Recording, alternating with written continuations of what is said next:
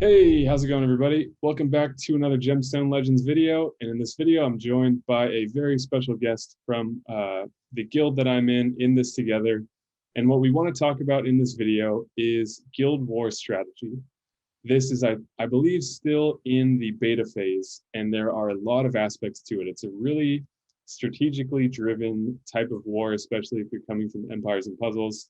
And I think that's where the strengths lie, honestly, and what is most fun about it.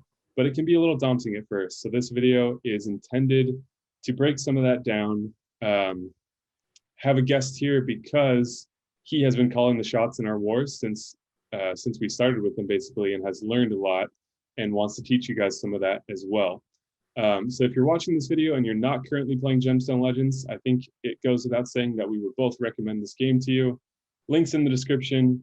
Use those links instead of going to the App Store, and you can get a free starter bonus worth $50 as opposed to just starting with nothing. So if you're curious about checking that out, links in the description. And if you want to learn more about these wars, that's what we're going to be talking about. So thank you so much for joining me, Cousin Eddie. Big round of applause. So how do you want to dive into this? Well, first off, I definitely want to say thank you, Mr. Spock, for all of your content. I used to watch you when I played EMP, and it's actually because of you that I started playing Gemstone Legends, you and Lion Roar. So first off, I just want to say thank you so much for the videos and the content that you guys have put out so far. Thank you. I would love to start with basic strategy, just going over maybe some hero choices. I was thinking also, talking about the top heroes, defensive and offensive, then maybe a little bit on traps and machines. And if we can get to it, just kind of abilities that I see that have been really helpful in creating not only a good defense, but a good offense on the war. And then if we have time, I would definitely like to talk about advanced strategy as well, specifically formations and how you can take the treasury easier, and so that we can just talk about getting the most out of your guild war. Yeah, sounds great. One thing I want to mention before we get started is that this will probably be a multi-part video. There's going to be a lot covered, and we want to keep this sort of bite-sized. So be prepared for other parts to this video. Cool. Yeah. So let's get started on basic strategy. First thing I really one thing I wanted to mention real quick. I'm going to put up on the screen right now just a kind of panorama scanning across the battlefield so you can see what the Gemstone Legends wars look like if you're unfamiliar, and that will give you some context for what we're talking about, because there are strategic points across the board. You interact with them differently, you use different teams for them, so that will give you a little bit of background if this is still fairly new to you, or you just want to have a kind of visual aid for what we're going to be talking about. So take it away, Eddie. Sounds good. That's fantastic. As Mr. Spock just alluded to, guild wars are very complex. It's very convoluted, and it's a very strategy-oriented process, much more than any match 3 game I've ever played before. And as a result, there, like I said, some basic tips that I have for what I would consider beginning to intermediate guilds that maybe possibly don't meet necessarily the maximum amount of people for their guild, or are just trying to progress and get better in their total power and try and get some wins out in guild wars. And so we're going to start with those. That's probably most people at this point. People that don't quite have full guilds are still trying to get some traction there. For sure. And you've already put out a ton of content on, how to farm, equipment, awakening, and even the rule set for guild wars. So I'm not going to get too much into that today, but I really would love to talk to you guys specifically about these basic strategies. So heroes. The first thing is that unlike the arena, which is probably the part of the game that is closest aligned to guild wars, insofar as it's a PvP, where you're attacking another person who's created a defense, customized a defense, you have 4 players instead of 5. Mm-hmm. This changes things dramatically.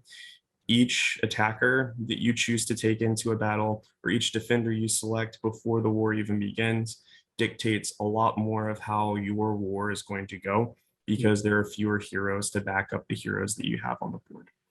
This means that you have to be very intentional about the choices you make, both on defense and on offense.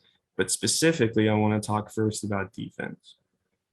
Left to right is super important. If you've played Arena before, or if you're just now getting started in playing PvP, you'll notice that whenever a defense fires off, and what I mean by that is whenever a defense uses its activated ability, they do them left to right as their mana bars go up.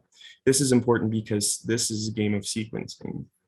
So the first rule that I can give to you that I think will make you guys a lot better, especially on laying a defense, is if you have a specific ability that requires no one to get hit, like sleep, or if you have specific statuses that you want to fill up or prioritize more than others, then you need to make sure that you're paying attention to where you put the heroes on your defense. So yeah, I mean, it's a big deal, right?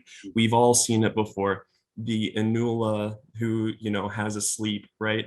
Who goes off, and then two other attackers go off, and all of a sudden your team's awake, right? And you get to attack them, and it's like the Anula did nothing. This is a really good example. And not, even if it's just gemstone attacks and not AoE attacks, same thing. They get hit, they're awake, waste of a special. Yeah, and for that matter, area of effect attacks, especially ones like Raphael, or even ones where you're putting debuffs that do damage, like Zarkon, just completely destroy sleep for all characters. So when you're creating a defense, you need to be pay a lot of attention to the heroes that have abilities, where you want them on the board, and make sure that they don't interfere with the other abilities, right?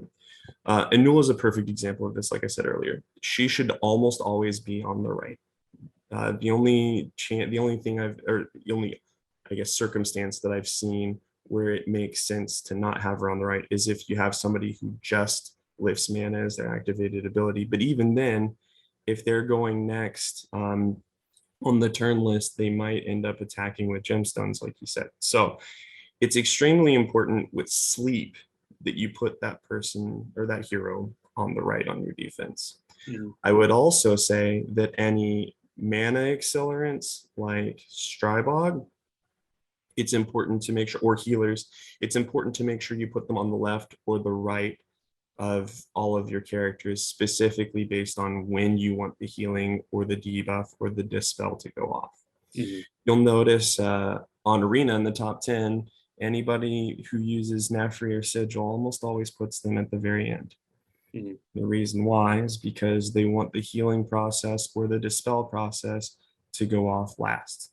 And this is just because if you have perhaps an Aurora or a Strybog, you want those buffs to hit first, then you want all of the stuff to happen later.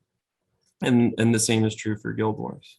If Sigil's your mana, then you want to use those special skills first so that she adds mana to an empty mana bar as opposed to a full one, because you won't get that same impact. Right.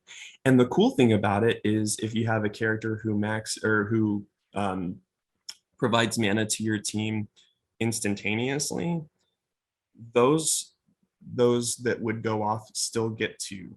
So for instance, if you put Sigil all the way to the right and she uses her ability, it's not like the defense is just done. In fact, if Sigil makes in the case of Guild Wars, all three of your other heroes all of a sudden ready to use their abilities, they still use their abilities. So it's not like Sigil is going, or anybody who's on the right who gains you mana is going to just all of a sudden lose all of this mana until after the attackers go.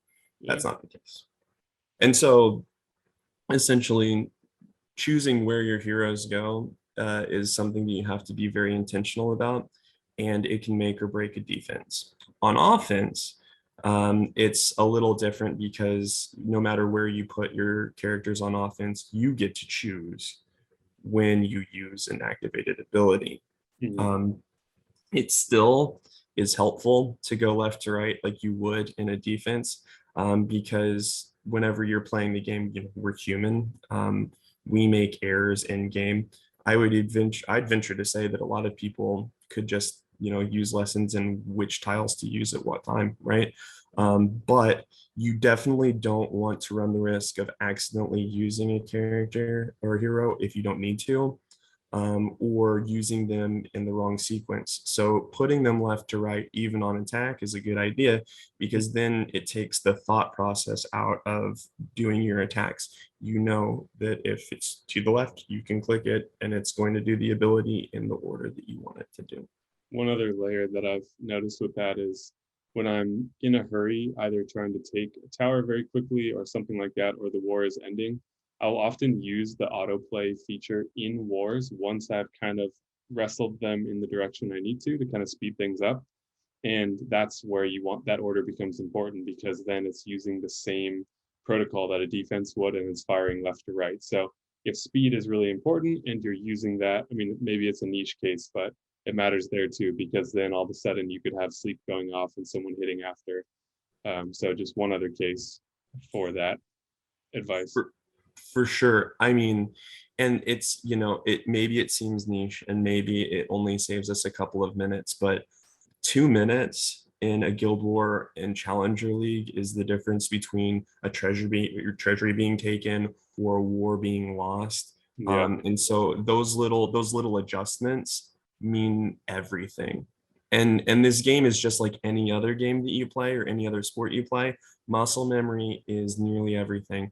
But when you've prepared and you can just set things on auto, muscle memory is no longer a determining factor, right? You can just sit back, let it go, and trust me, if you're on ×2, there's no way on earth you and your brain can select gems faster than this game can.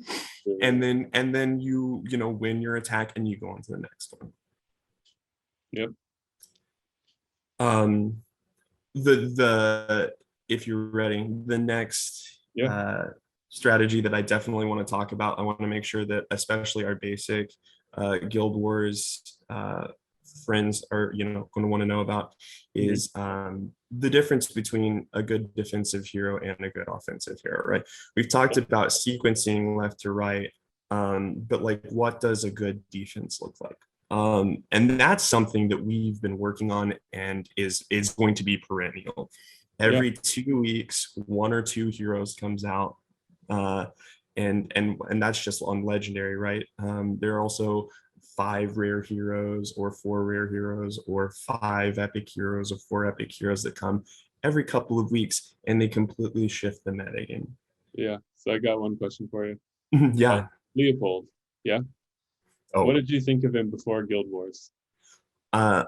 Quite honestly, Leopold was a character that I hadn't pulled at the time and wasn't searching for. Leopold's, his boost was there before I joined the game. And to be honest, when I looked at the lexicon, I saw him and I'm like, sure, he seems tangentially okay. Yeah. Yeah. I pulled him early on as one of my first.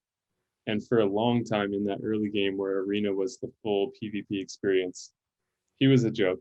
And then Guild Wars came out and he's like one of the best heroes on one of the best defenses. So yeah, I wouldn't say the game is constantly upending itself. It's just because Guild Wars was such a new feature. But to your point, it has changed which heroes excel. And the fact that there's only 4 heroes on defense and offense has an impact on who excels and why. Yeah. And I think you can make the case for Leo that if you put him on a defense in Arena, there are 5 heroes that could attack him before you even get a turn. If the attacker's team is just extremely speedy, if you have a fast Leopold, that means you have a weak Leopold. And so, it's very easy with 5 attackers for him to just die quickly. And if I'm on Arena, I can kill Leopold and 1 or 2 other characters possibly before someone gets another turn, which I think is why he didn't translate well in Arena. But with War, it's a lot different. And as Mr. Spock points this out astutely, because he is one of the only heroes that I would say was like a C at best in Arena, and he's S tier in War. He's probably the best defender in War And if you pair him with Nefri, if you're lucky enough to have both of those characters, the order of operations on how to kill that defensive team becomes extremely complicated. You have 10 minutes to do it. You have 4 machines if you've bought enough machines and have brought enough machines to this attack. And you have to worry about the survival of your characters as well. Yeah. Yeah, so maybe we can go through what you think are some of the top meta defenses for legendary, epic, and rare. Sure. Yeah. And whatever rarity you want to do, I can do it. For legendary, the res team reigns supreme right now. You'll notice on a lot of upper guilds, multiple teams with Leopold, Nefri, and then a smattering of different characters. The ones that I believe do the best are the ones that have stun or sleep added to them, plus a big hitter that you just can't ignore. The reason why I say this is specifically because you have to deal with Leo first, then you have to deal with Nefri. Otherwise, I mean, you have to deal with Leo twice because of Nefri. Then you have to deal with Nefri. And then you're still left with a big hitter that can one hit some of your characters, or an Anula that can put you guys to sleep while the big hitter hits your character. Yeah. Yeah, I've lost to both types. And surprisingly, I either lost or came very close to a team of 4 support heroes. So if you guys didn't know, in one of the more recent patches, they increased the damage for support heroes because they were finding battles were lasting too long. And it can be feasible to have a defense team of all support heroes where you have, I think this team was not in this order necessarily, but Nefri, Leopold, maybe Aurora, and Halika.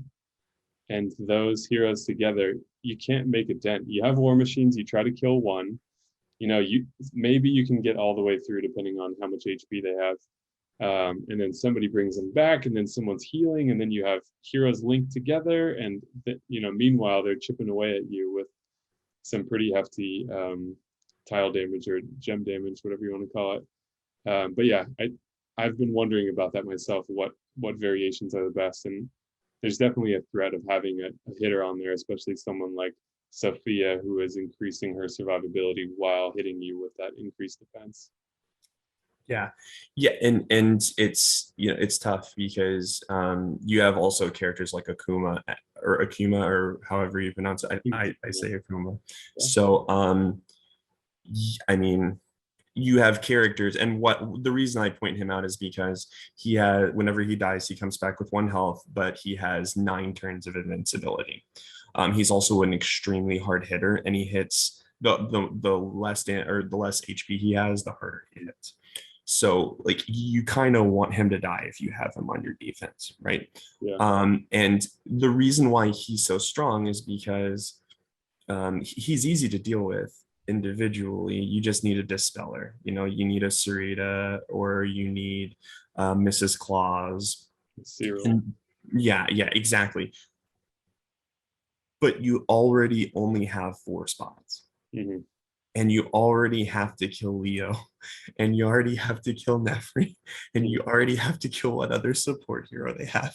And then you have to deal with this dude, and you've already put a support character that dispels solely for that character. And so what happens is, even if you can kill Leo with the machines, which after this patch, going from 200% damage to 150, that's not even a guarantee.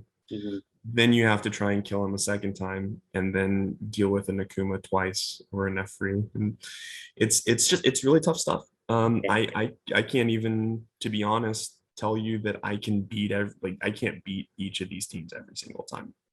And if there's a swamp, almost no chance, it feels like sometimes. Yeah, that is I would say the defense du jour right now. It's the best, and everybody else is kind of second fiddle. Although I will say there are defense teams that you can use without having specifically Leopold and Nefri that are extremely good.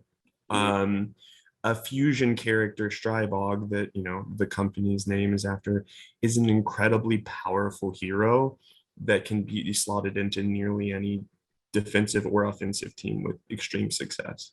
Yeah. Um, And even with that substantial nerf that he got, he's still on a lot of top teams, both in the arena and in war, which is interesting. It just goes to show how strong he was before. Um, so yeah, I think that is definitely what the strongest legendary defense teams are right now. And if people are new to this game and coming from Empires and Puzzles, something that is interesting is how war allows you to really make use of your rare and epic heroes, which again, if you're not familiar, can still be ascended to 6 stars, even though they start at 3 or 4, which is true for any hero in the game. So a great thing about war is it allows you, doesn't just allow you, but it gives you a reason to utilize all the different aspects of your roster, from legendary heroes to epics to rares. So I think it's unusual for people to think about war defense from the perspective of epic heroes, which are weaker than legendary heroes in most cases, not always the case. So what do you think are some key epic and rare hero defenses? I have to admit that's not something that's been on my radar that much, but it makes up a huge part of the game. And I can remember one war where I think it was your idea that we put a bunch of swamps in the rare portion of our battlefield and just brought them to a standstill. So it's an extremely important part of the game, and so I want to hear what your thoughts are on those rarities as well. for sure. And I'm sorry, I shouldn't laugh. I did do that. And it was so much fun. Specifically because they had no clue. Yeah. And I'll talk a little bit more about that in advanced strategy, because that was one of the examples. I'm so excited to talk about it. But let's talk about epics first. To your point, it's not necessarily the power level of the rarity that, you know, it's the complexity of the hero, right? Legendary heroes are much more complex, and they do have a slightly bigger power bump, right? But epic heroes and rare heroes can still be incredibly strong, like you said. And as long as you bring them up to 6 stars, you'll notice that their base stats are mostly, you know, they're comparative at least, and they're simpler heroes. And so the thing is that if you combine them into a team, that they can ultimately together be a pretty complex problem to have to deal with. And so a couple of epic teams that come to my mind, and I will say, unlike legendary teams, epic and rare teams are not at a default, like, solved best team.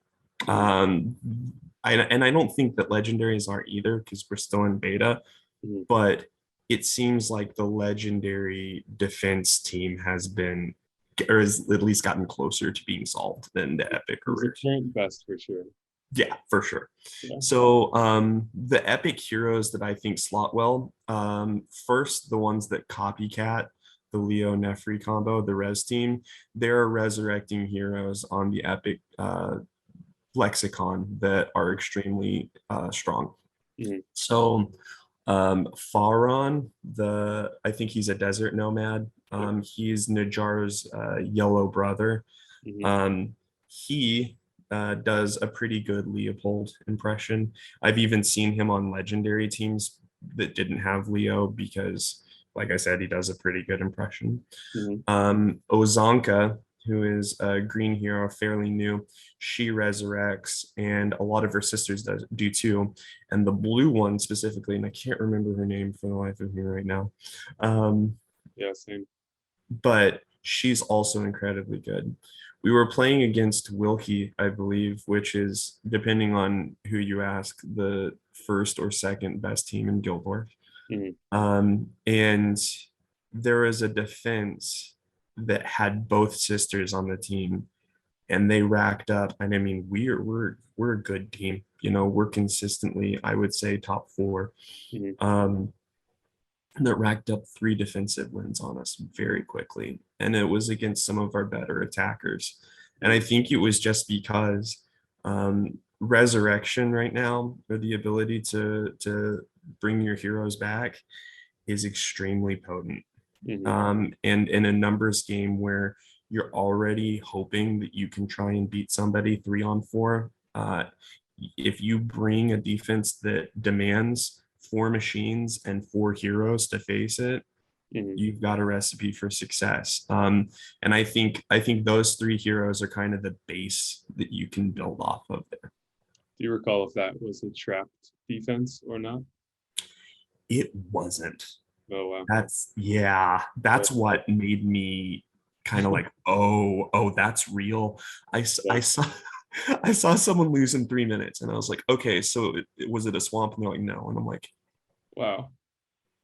okay, so this is a big. And then the second, and then the third gets down to 1 hero, and I go, oh, okay, this is something that we have to discuss. Yeah. That's something I like about this game is there's still a lot of things waiting to be discovered. And that's the case with any game that has a new influx of heroes because you're adding new content to the game. But I feel like this game feels a little bit more, it's newer. Empires and Puzzles is the big comparison because, a lot of my channel is built around that. A lot of my viewers are playing that. But this game feels a little bit, Gemstone Legends feels a little bit like the Wild West, where there's like a lot of things still being figured out. And, someone finds a synergy and it kind of spreads really quickly. But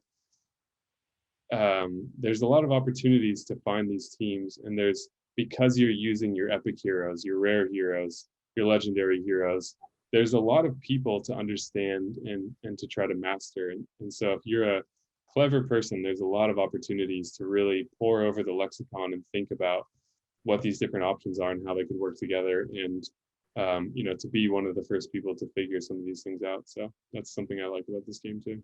Yeah, I love it. You're right. It feels like the Wild West because when I think I've seen what I would consider to be the best epic or rare team, all of a sudden someone comes up with something like that, and I go, "Oh, we haven't even scratched the surface." Yeah. So let's jump into rares unless you had something you wanted to add. And then I think we'll probably cut part 1 here. We've been on about 25 minutes, I think. So definitely going to be doing more parts to this videos, but let's talk about rare first, and then we can lead with what our next question will be for part 2 and then sign off here. Sounds great. So let's talk about rare teams. The first thing I want to say about rares is that they're where they're lacking is in leadership, right? That's one of when I said earlier that the difference between rarities is complexity. Mhm. One of the layers of complexity is the amount of characters that have leadership and the specific rarity. Mhm. And so rare heroes have fewer uh, leaders and fewer types of leaders than epic, who has fewer than legendary, Mhm. which legendaries all have some sort of leadership ability. So Be desirable one too. right, yeah. And so because of that, rare leadership is extremely desirable, which means certain heroes are automatically going to be a good place to start. Mhm. um the first that comes to my mind is Rhonda, right? Rhonda says speed. She's a speed leader, and I think it goes up by 9, which of course is fewer than 17, or in the case of Lee, 21. All of a sudden in guild-related battles, which war is. Mhm. But yeah, it still is significant if the attacking team you're opposing doesn't have speed lead, right? In fact, I'd venture to say it's more significant because in legendary attacks, if I see that their attack lead, or their defensive leader has plus 17 to speed, then I can match it if I have a 17 speed leader. Mhm. But with a speed lead, one of the only speed leaders in rare, if I don't have that character built and I don't play her specifically against this defense, I'm already 9 steps behind.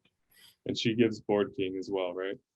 So Yes, that she means does. if there are if two people, if she's first, for example, and you have 2 fast heroes because of that speed lead, then now the whole team has the ability to match 4 turns and crew mana that much faster. So it can be a small advantage or a small foothold that then gives a full leg up.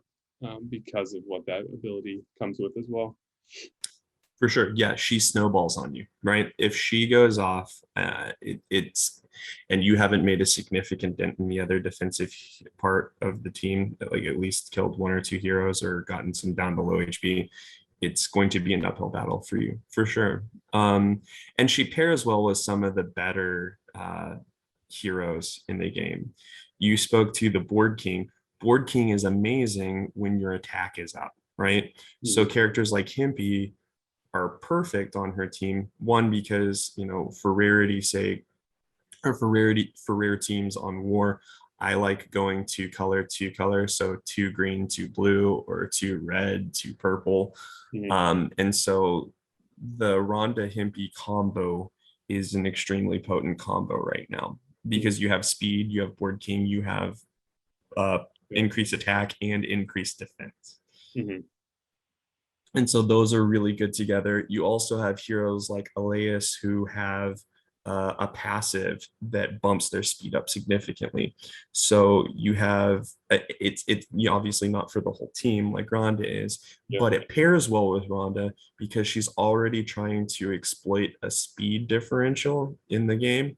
And so Elias slots in perfectly to that because not only can you equip him to be a quick character, but you can also, build up his passive abilities so that he's just incredibly fast. And now you've got increased defense, increased attack, Board King, and then the potential for him to place freeze on the opposite team. And something that needs to be mentioned for rare and epic teams is that they added tomes to the game where you can increase the potency of the hero's special skill. Legendary tomes, obviously the rarest, most expensive, hardest to come by, however you want to look at it. Rare and epic heroes can be tomed a lot easier, so you can kind of get more out of them with less investment.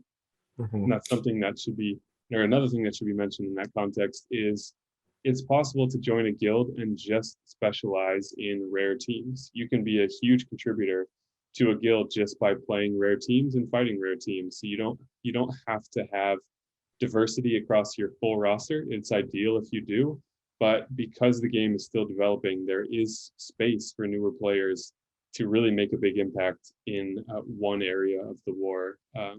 Would you agree with that? It seems like we try to go for specialization, but for maybe developing guilds.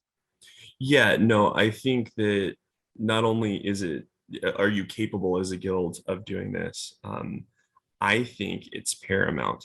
I would say that it's super important to have players who know about specific parts of the game.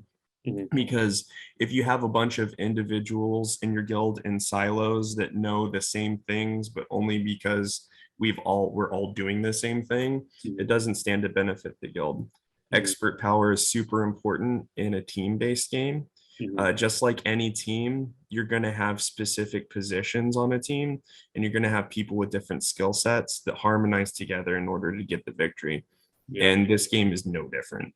That really speaks to the layout of the war itself too, where you have legendary points on the battlefield, epic points on the battlefield, rare points on the battlefield. You really do need that specialization. And ideally it comes from everyone and everyone knows everything, but that's sort of an unrealistic ideal. And so, yeah, I think we've had good success with people really dialing into certain areas and being flexible outside of that. But yeah, I think a diverse group that understands maybe one aspect really well, and that then is complementary to someone who understands a different aspect really well. And you bring all those people together and you can have some really exciting wars. So maybe let's hold part 1 here. What was our next topic we were going to jump into that we'll start part 2 with? Sure. So part 2 is going to be advanced strategy. We've already talked about kind of some of the good defensive and offensive teams. We've talked about layout, and I've spoken a little bit about traps and machines. I'm going to go more in depth on traps and machines. And then I'm also going to talk about some of the cool strategies I've seen that I've created and some that I've seen used not only against us, but against other teams as well, so that you guys can get the creative juices flowing and start coming up with cool ideas for your team as well. Nice. Okay, very excited for part 2. Thank you guys so much for watching. Again, if you're interested in checking out this game, there are links in the description to do that. Please share your thoughts in the comments if you have any synergies you want to share, any responses to any of these things. Let's make the comment section a wealth of information as well, so people watching these videos can learn a lot from it. Additionally, please hit that like button and subscribe. Really helps out the channel, and I appreciate that. So thank you, Eddie, so much for this video, and I can't wait to do part 2. See you soon. All right, thank you so much for watching, everybody, and we will see you in the next video.